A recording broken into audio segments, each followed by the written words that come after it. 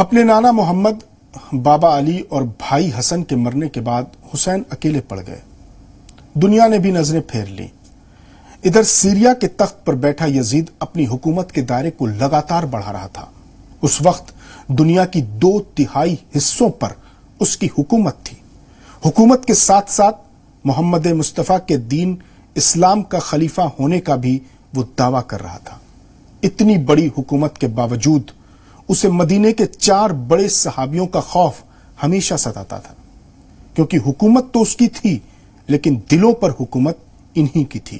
یہ 4 شخص تھے: حسین ابن علی، دوسرے عبداللہ بن عمر جو دوسرے خلیفہ کے بیٹے تھے، تیسرے عبداللہ بن زبیر اور چوتھے عبد الرحمن بن ابی بکر، یہ بھی پہلے خلیفہ کے بیٹے تھے۔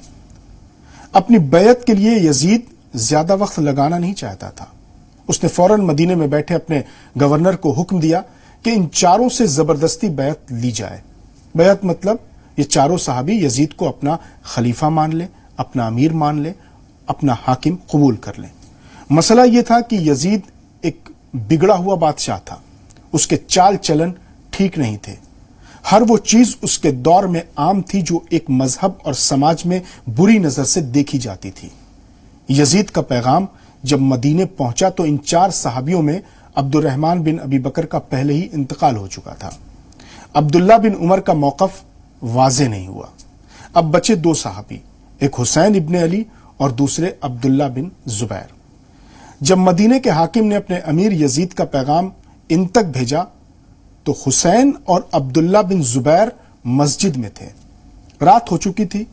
دربار میں حاضر ہونے کا پیغام ملتے ہی عبداللہ بن زبیر نے پوچھا کہ یہ رات کے وقت ہمیں کیوں طلب کیا گیا ہے؟ حسین نے کہا کہ شاید بیعت لینے کے لیے ہمیں بلایا گیا ہے۔ ابن زبیر نے پوچھا تو کیا ارادے ہیں؟ حسین نے کہا کہ میں ہرگز بیعت نہیں کروں گا۔ ایک ظالم اور بے دین حاکم کو میں کیسے قبول کر لوں؟ میں رسول اللہ کا نواسا ہوں، میرے اوپر ذمہ داریاں ہیں۔ اس طرح دونوں باتیں کرتے ہوئے اپنے گھر چلے آئے۔ عبداللہ ابن زبیر اس کے بعد کدھر گئے تاریخ میں زیادہ نہیں ملتا۔ حسین گھر آ کر اپنے خاندان کے تمام لوگوں کو امام حسین نے جمع کیا، اپنے بھائیوں، اپنے بیٹوں، اپنے بھتیجوں، اپنے بھانجوں کو بتایا کہ حاکم مدینہ نے یزید کی بیعت کے لیے بلایا ہے۔ حسین کے جوان یہ جملہ سنتے ہی بفر اٹھے۔ ایک طرف سے حسین کے بہادر بھائی عباس اٹھے، دوسری طرف سے حسین کے نوجوان بیٹے علی اکبر اٹھے۔ بھتیجے قاسم نے تو تلوار نکال لی کہ چچا جان، ان ظالموں کی اتنی ہمت کی آپ کو، نواسے رسول کو دربار میں طلب کریں۔ سب نے ایک زبان کہا کہ آپ وہاں نہیں جائیں گے۔ امام حسین نے کہا کہ نہیں، مجھے جانا ہوگا۔ امام حسین کسی بھی کام سے پہلے اپنی بہن زینب سے صلاح مشورہ ضرور کرتے تھے۔ حسین نے بہن سے بات کی۔ بہن اپنے بھائی کو بہت چاہتی تھی۔ زینب رونے لگی۔ امام حسین نے کہا بہن فکر مت کرو، ہم اکیلے نہیں جائیں گے۔ زینب نے اپنے بھائی عباس کو بلایا۔ عباس امام حسین کے چھوٹے بھائی تھے اور عرب کے بہادر ترین جوانوں میں ان کا شمار ہوتا تھا۔ کہا عباس، بھیا حسین کا ساتھ ایک پل کے لیے بھی نہ چھوڑنا۔ مجھے مدینے کے حاکموں پر ذرا بھی اعتبار نہیں ہے۔ بیعت کے لیے بلایا ہے لیکن وہ کچھ بھی قدم اٹھا سکتے ہیں۔ اپنے خاندان کے جوانوں کے ساتھ حسین حاکم مدینہ کے دربار پہنچے۔ دربار کے باہر حسین نے اپنے بھائیوں کو باہر ہی رکنے کے لیے حکم دیا، لیکن عباس نہیں مانے۔ عباس اپنے بھائی حسین کا بہت احترام کرتے تھے اور ان کو احترام میں آقا کہتے تھے۔ کہا آقا میں بھی ساتھ چلوں گا، بہن زینب کا یہی حکم ہے۔ امام حسین نے کہا نہیں، ہم اکیلے جائیں گے۔ حسین دربار میں پہنچ گئے۔ مدینے کے حاکم ولید سے ملاقات ہوئی۔ ولید کمزور طبیعت کا تھا۔ یزید کو ولید پر بھروسہ نہیں تھا، لہٰذا ولید سے پہلے جو مدینے کا گورنر تھا مروان، اسے ولید کے ساتھ تعینات کر دیا گیا تھا کہ اگر ولید جہاں بھی نرم پڑے مروان سختی سے نپٹے۔ ولید نے دبے لہجے میں پوچھا کیا ارادے ہیں؟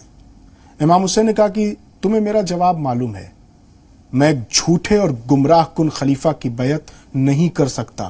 میں رسول اللہ کا نواسا ہوں، میرے اوپر امت اور دین کی ذمہ داریاں ہیں، عوام مجھ پر بھروسہ کرتے ہیں، میں یزید کو خلافت کے لائق نہیں مانتا۔ تم خود جانتے ہو یزید کی بدکاریاں کسی سے چھپی نہیں ہیں، میں اپنے نانا کے دین کا خلیفہ ہوں، آخر اسے کیسے قبول کر لوں؟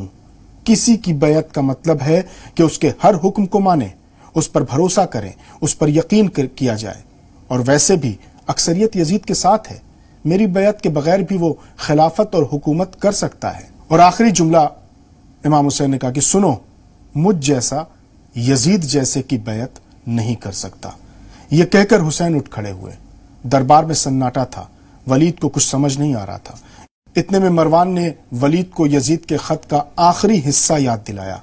वलीद, तुम्हें याद नहीं अमीर यजीद का हुक्म कि अगर हुसैन बैत नहीं करते हैं तो उनका सर कलम कर लिया जाए। यह सुनते इमाम हुसैन ने तेज आवाज में कहा कि तुम लोग मेरा सर कलम करने की धमकी देते हो।